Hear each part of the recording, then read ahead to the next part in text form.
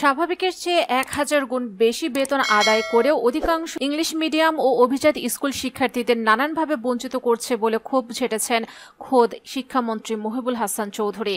বুধবার ঢাকা উত্তর সিটি কর্পোরেশনের উদ্যোগে শিক্ষার্থীদের জন্য ডিএনসিসি স্মার্ট স্কুল বাস সার্ভিসের উদ্বোধন অনুষ্ঠানে অংশ নেন তিনি। শিক্ষামন্ত্রী বলেন, 1000 গুণ বেশি ফি নিয়ে অনেক মিডিয়াম স্কুল কেন নিজস্ব ক্যাম্পাস তৈরি করতে পারছে না?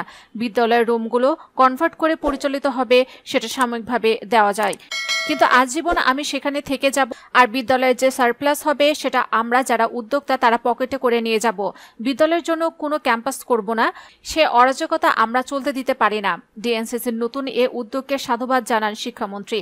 তবে চলমান ষান্মাসিক মূল্যায়নের প্রশ্নপত্র সামাজিক যোগাযোগ মাধ্যমে প্রকাশ পাওয়া নিয়ে প্রশ্ন করলে নেতিবাচক কিছু দেখতে নারাজ বলে জানান শিক্ষামন্ত্রী। এ সময় যানজট থেকে মুক্তির জন্য উত্তরের প্রতিটি স্কুলকে দ্রুত নিজস্ব পরিবহন সার্ভিস চালু করার না হলে স্কুল বন্ধ করে দেওয়ার হুঁশিয়ারি দেন ডিএনসিসির মেয়র মোহাম্মদ আতিকুর ইসলাম। উল্লেখ্য, যানজট রাজধানীবাসীর নিত্যদিনের সমস্যা হলেও যে কটি কারণ ভোগান্তির মাত্রা বাড়ায় তার মধ্যে অন্যতম শিক্ষা প্রতিষ্ঠান। স্কুল কলেজ শুরু বা ছুটির সময়ে নাভিশ্বাস অবস্থায় পড়েন সাধারণ মানুষ, অসহায় হয়ে পড়ে ট্রাফিক বিভাগও। স্কুল কেন্দ্রিক যানজটের অভিশাপ থেকে মুক্তি দিতে এবার DNCC smart school bus service চালু করল ঢাকা উত্তর সিটি কর্পোরেশন।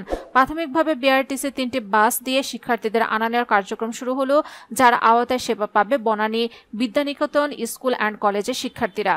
রাষ্ট্রীয় পরিবহন সংস্থার এ বাস সার্ভিস থাকছে জিপিএস ট্র্যাকার, জিআইএস প্রযুক্তি, ডিজিটাল হাজিরা ও আইপি ক্যামেরা।